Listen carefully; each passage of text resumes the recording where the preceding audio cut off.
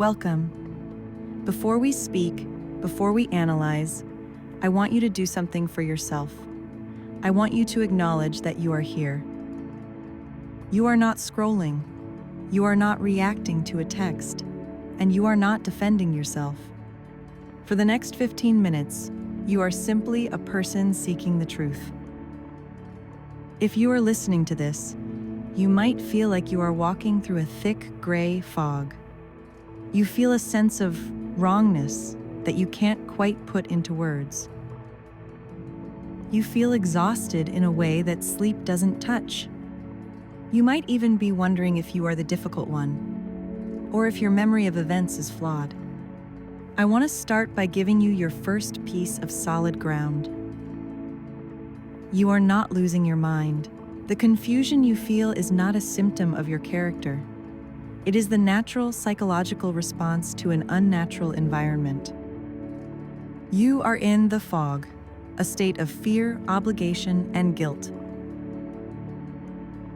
Today, we begin to clear the air. Why does it feel like you are losing your grip on reality? It is because of a process. In psychology, this is the most powerful way to hook a human brain. It is the same mechanism used in gambling. If a slot machine never paid out, you would walk away. But it pays out just enough to keep you pulling the lever. In your relationship, this looks like a cycle. You experience the love bombing, the initial phase where they were everything you ever wanted. They mirrored your values, they listened to your stories, and they made you feel seen. This created a high, a rush of dopamine. But then, the payout stopped. The devaluation began. Suddenly, you were criticized for the things they once loved. You were met with cold silence or sudden rage. This shift is so jarring that your brain goes into a panic. You start working harder, being better, and walking on eggshells just to get back to that initial high. The narcissist uses this inconsistency to keep you focused entirely on their mood. When you are busy scanning their face for a storm, you stop looking at your own needs. The fog isn't just a byproduct of the relationship, it is the goal. A confused person is much easier to control than a confident one. Let's talk about what this does to your body. You may notice your heart racing when you hear their car pull into the driveway.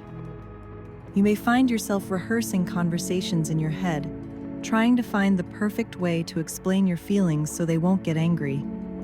This is called hypervigilance. Your nervous system is stuck in survival mode.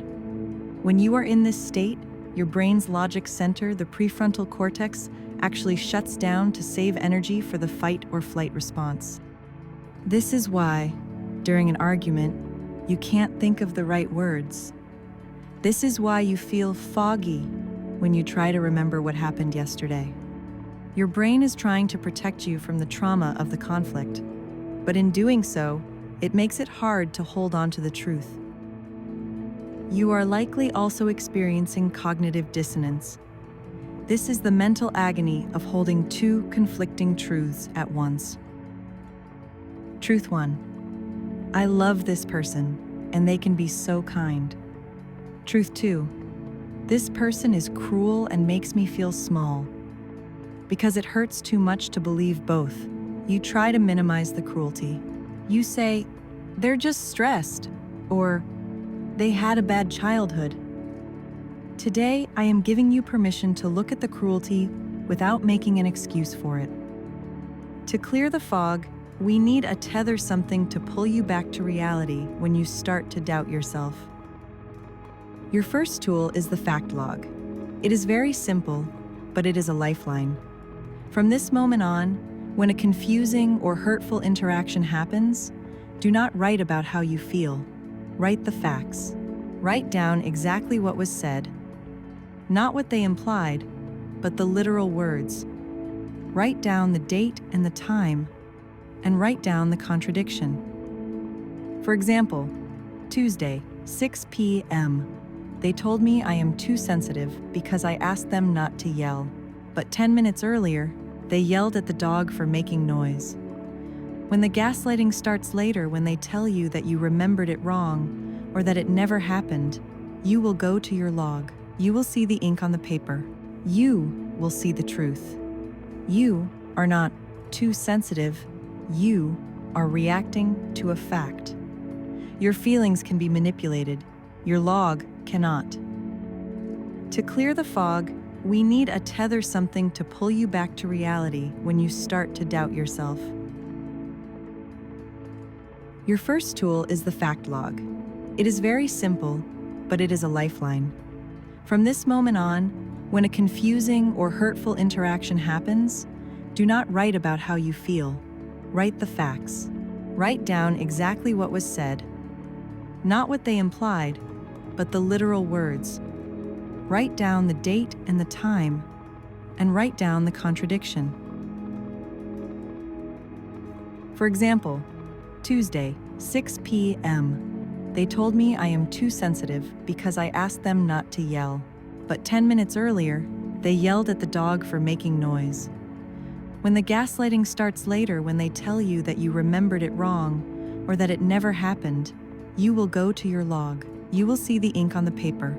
You will see the truth. You are not too sensitive. You are reacting to a fact. Your feelings can be manipulated.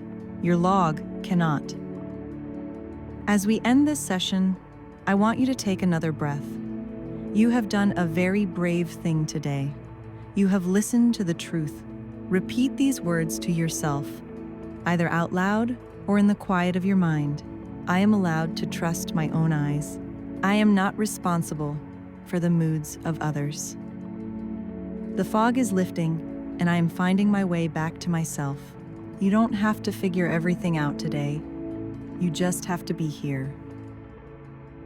I will see you in the next session, where we will look into the mirror and understand why your heart feels so tied to someone who hurts you. Until then, stay in the truth. You are safe here.